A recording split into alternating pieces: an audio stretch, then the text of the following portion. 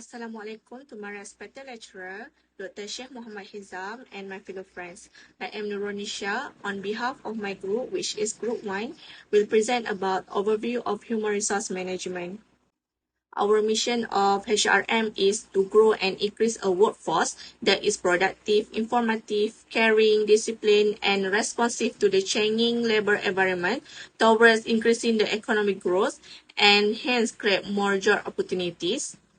And then move on to vision of HRM is to be a leader in the human resource development and management of the country. Management has 5 functions, which are employment, training and development, payment or reward system, health and industrial relation. Firstly, employment, human resource planning, recruitment, establishing career movement policies including transfer and promotion, and terminating employees. For training and development, firstly, holding induction programs, and they are providing skills training.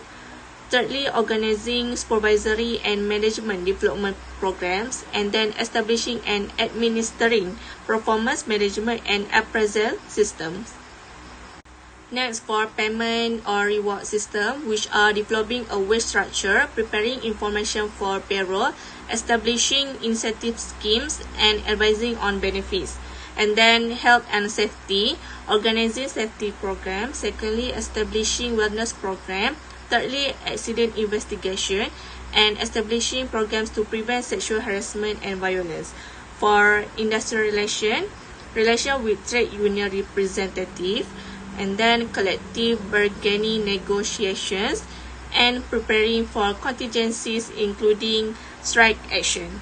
Management has 5 functions, which are employment, training and development, payment or reward system, health and industrial relation.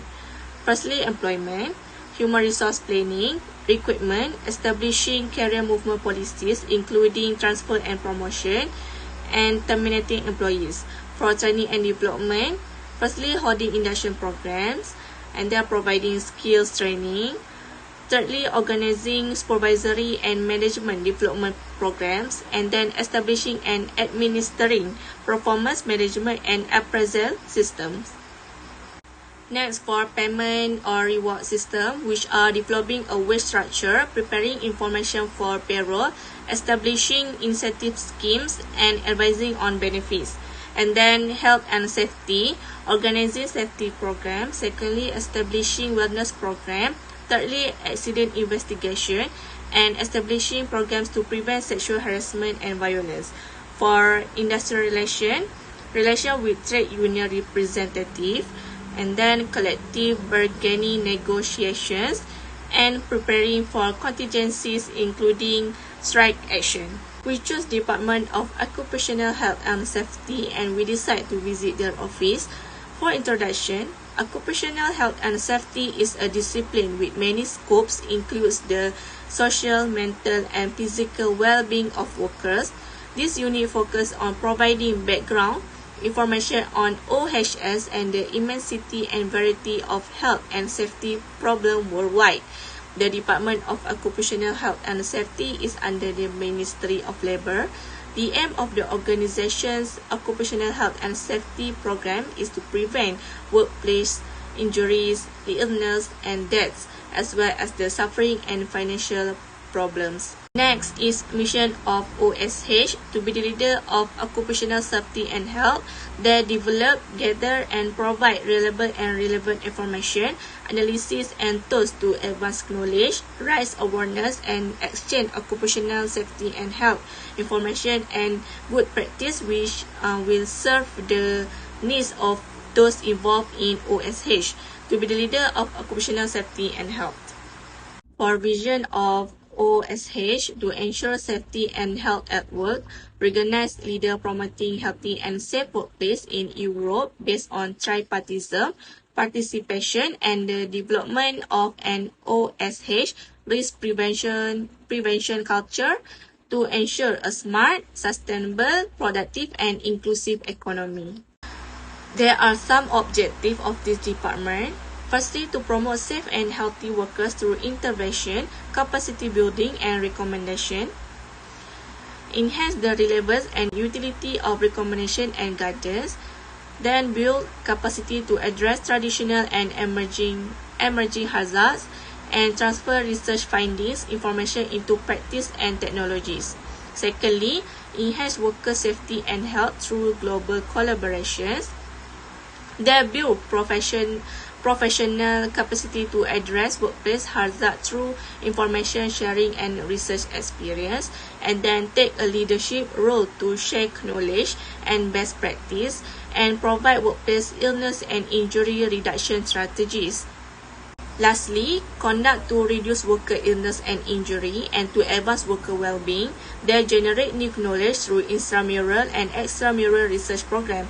They track work-related hazards, illnesses, exposures, and injuries for prevention, and develop innovative solutions for difficult-to-solve problems in high-risk industrial buildings.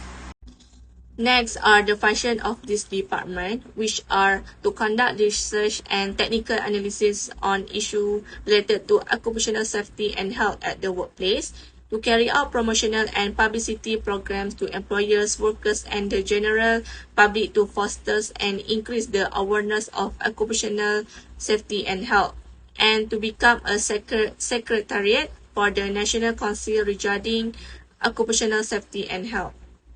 Then responsibilities.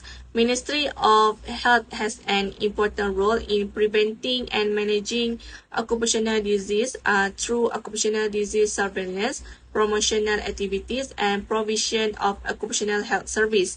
And the National Institute of Occupational Safety and Health has now introduced research and development activity as one of its core functions.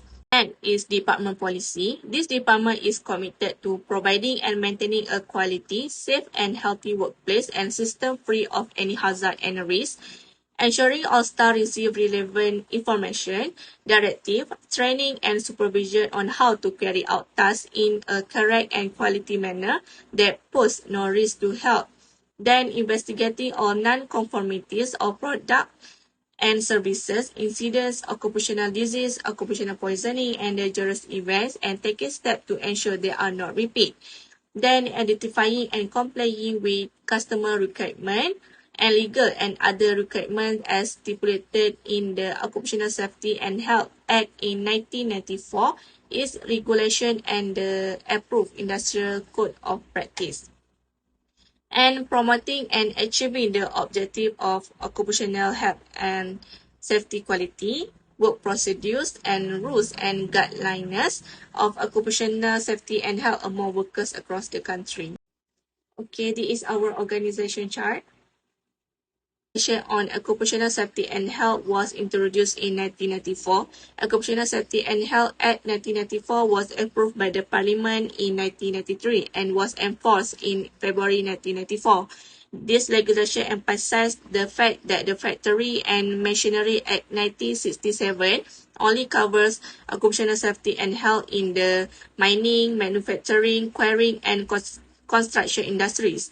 Workers that are covered by the Factory and Machinery Act 1967 only 24% of total manpower, while Occupational Safety and Health 1994 will cover 90% of the total manpower and will exclude those workers on ships and in the armed force. Plan before we visit this department.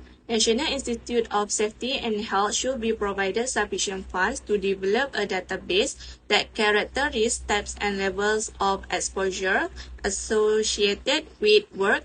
It is include chemical, physical, biomechanical, and psychosocial factors. The database should be organized in a manner that permits the work of a full range of exposure to detailed occupational and industry groups and in a form that permits related to population health data sets. Secondly, research should be conducted to determine the commonness, effectiveness, and associated costs of intervention for promising job design, training, and workplace accommodation interventions. The data used to perform evaluation and benefit cost analysis to guide the execution of future interventions. Thirdly, research should be conducted to assess the effectiveness, benefit, and cost of work site, health promotion programs, and employee assistance intervention suitable to workers. And research should be undertaken to assess the full, direct and indirect costs of other workers' job-related injuries and illnesses or disorders to individuals, families, and society. Finally, the conclusion. Human resources play an important role because employees are the most important assets in a job or in any company. Besides, dedicated and tolerant employees are also the most important assets and valuable value for a country.